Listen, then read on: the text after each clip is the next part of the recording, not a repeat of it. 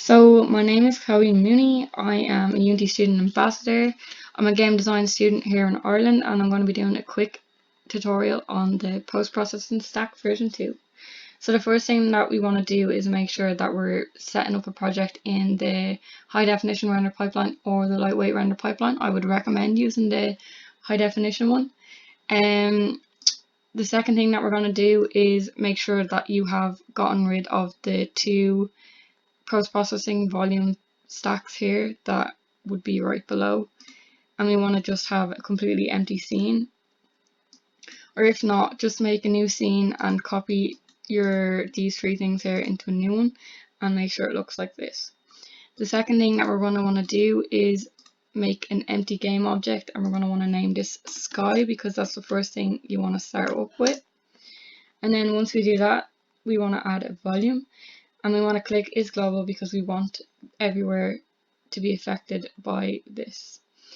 So basically the weight is how much it affects it, the priority is if you have different layers, and the profile is your separate volume and all your overrides. So we just want to click new, and this will make a new one for us with the name of our game component. And then we want to add an override, and our first one is going to be a visual environment. And this basically is a volume component override that specifies the sky type and the fog type that we're going to want to be using. So the sky type, we want to change this to procedural sky. This is the one that we're going to use. And the ambient mode can stay the same. The fog type though, we're going to change to volumetric fog because we want this to affect our lighting. So just lower this back down, and then the second thing that we're going to want to add then is if we type in procedural sky, that's grand. We're going to select all. We want to set our exposure to 1 so we have a bit of light here.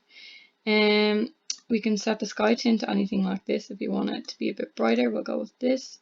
You can also change this if you want it to be brighter. We'll just leave it at 1 for now. And the next thing that we want to add is exposure, which is the amount of light that the camera lets in. We want to just set this again to about 1 just so that we have it looking a bit better. And then at this rate then we can change this back up to about a 3.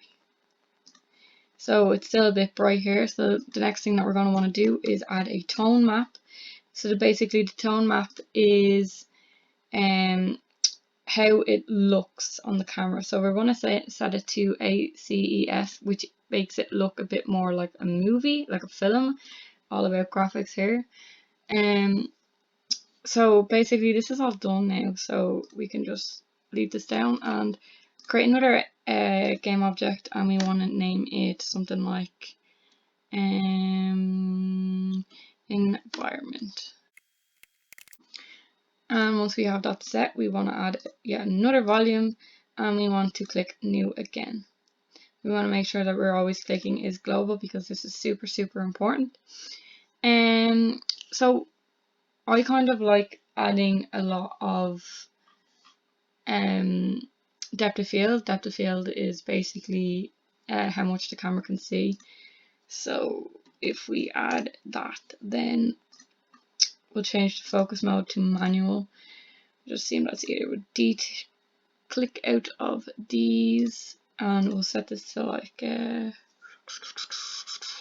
2, and the end can be 0.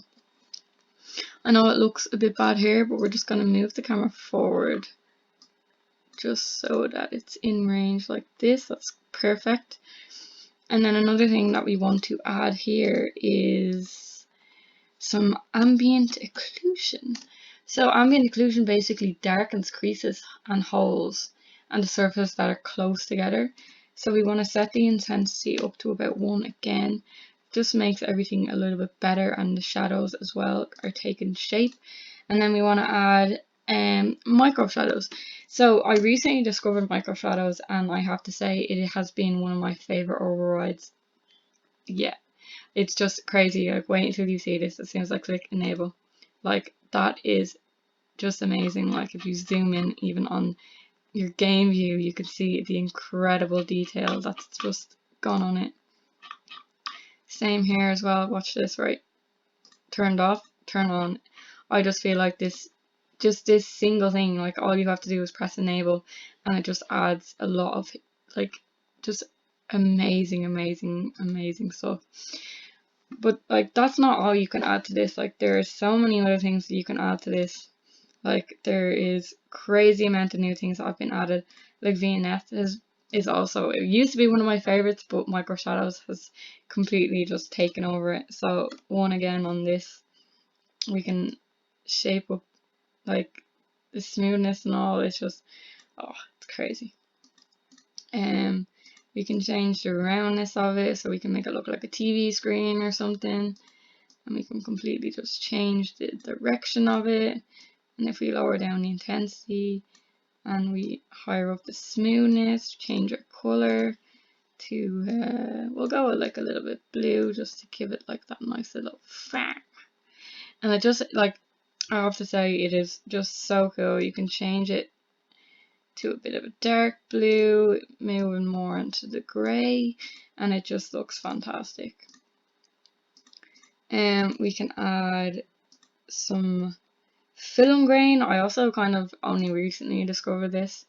You can add different types of grain. We can move up the intensity.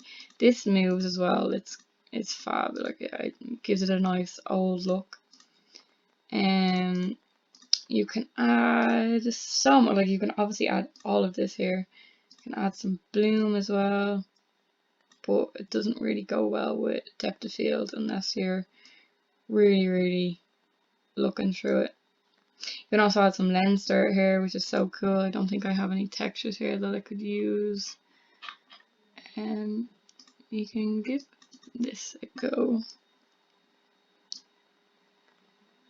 And you can kind of see the effect here. It's really cool. But yeah, I hope you enjoyed this really quick tutorial.